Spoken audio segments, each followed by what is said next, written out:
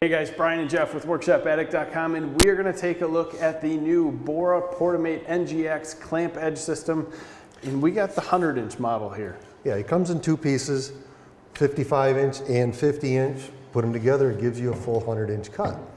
The 55-inch is your main system, so if you're going to use this to cross-cut or anything, you're going to basically get a 51-inch capability of cutting. So you have to have your 4-inch for your clamp. Now there's a lot of different accessories that you can have for this unit, and there's a lot of ways that you can put it together. This system is not quick connect. No, it does take 4 screws, machine screws, take them out, put them in, nice system.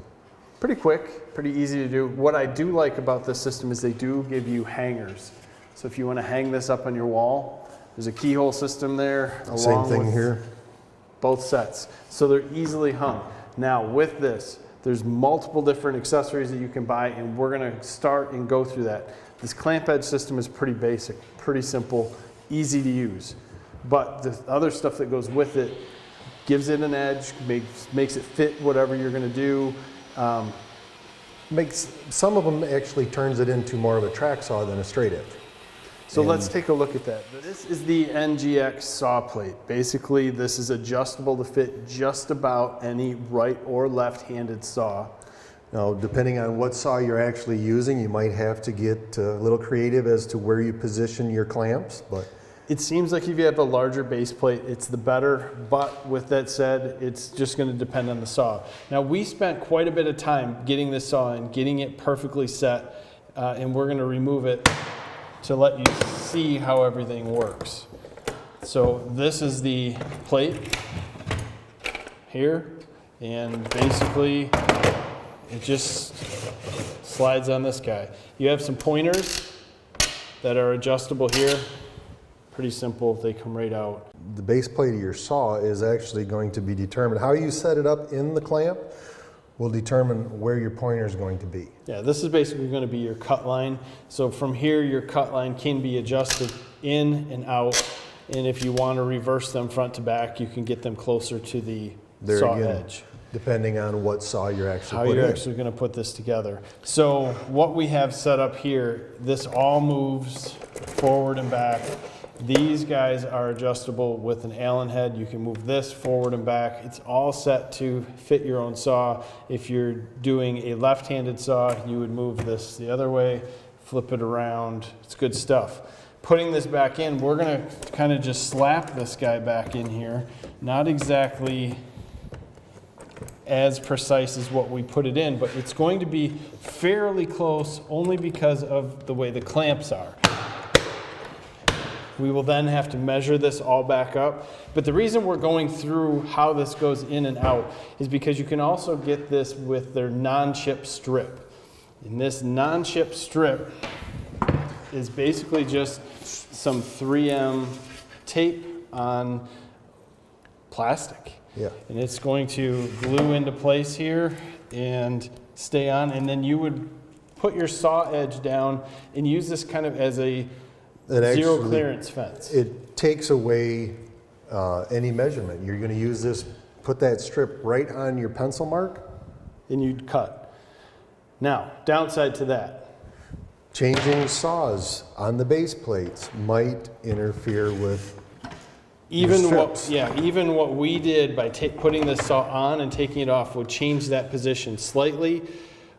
Or if you need to get this strip or this saw so close to this edge, you lose the capability to 45. To 45. And even if you do 45 with this on, you would be cutting it in a different place, therefore changing the line of cut. So it's an interesting thing if you only use it to do a 90-degree cut. You can tuck this saw right in. We do not have it tucked in that close because we want to be able to do a 45 on this if we so decided to.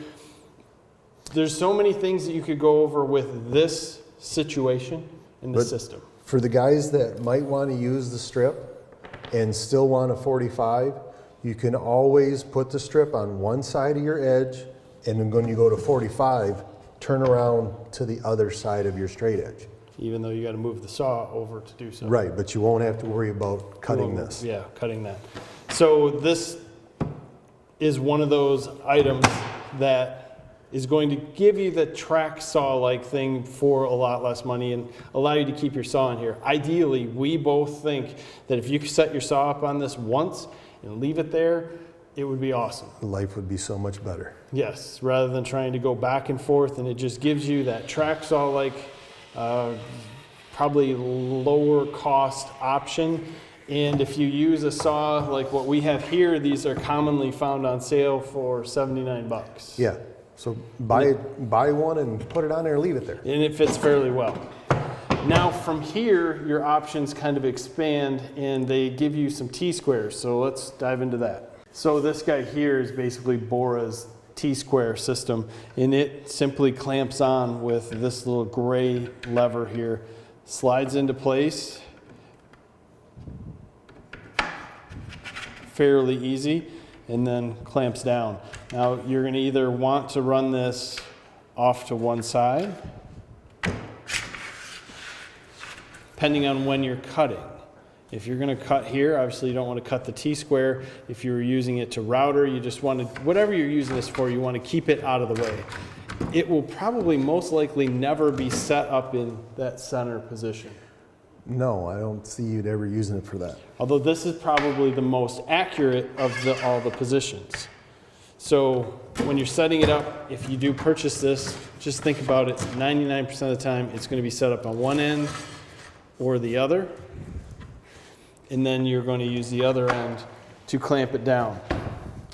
In our use of this, we've found still accuracy is all going to depend on the Operator. person that's setting it up completely. So once you use this clamping system, just double check yourself with a square. Make sure you're making a 90-degree cut. This is not a straight cut on this side, so it doesn't matter if this is square, although it is absolutely perfect right now. But the few times that we have used it, Just drawing, we found one time we were off a 16th in 12 inches, one time we were spot on, one time the 16th is all we've been able to get off per se.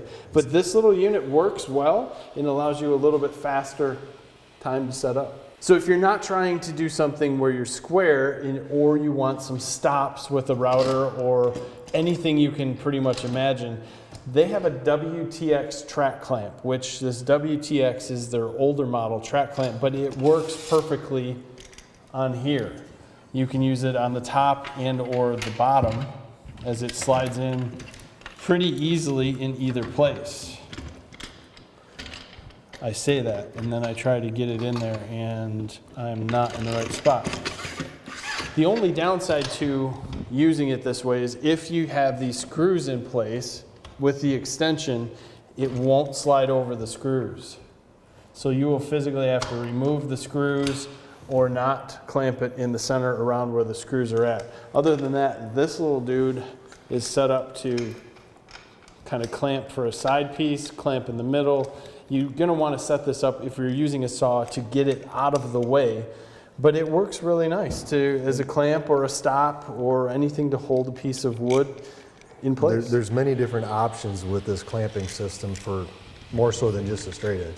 So for you guys looking for an entry-level way into a track saw, it's a pretty good option. It's not overly expensive. There's a lot of options out there. We're gonna leave some links in the description and you can check them out there. I like the aluminum. It's well constructed. I don't feel that the plastic is a big negative for the average homeowner. This is a DIY kit. True. Right? So I don't see that the plastic is going to inhibit its long-term use. Even these clamps, which I know a lot of people are going to say, oh my God, plastic clamps. They are not meant to clamp wood together. You're not gluing with these. No. And if you are, you're basically holding down your track system. yeah, I mean, they're only as strong as the aluminum underneath. Right. To a point. So what you have going here is pretty good.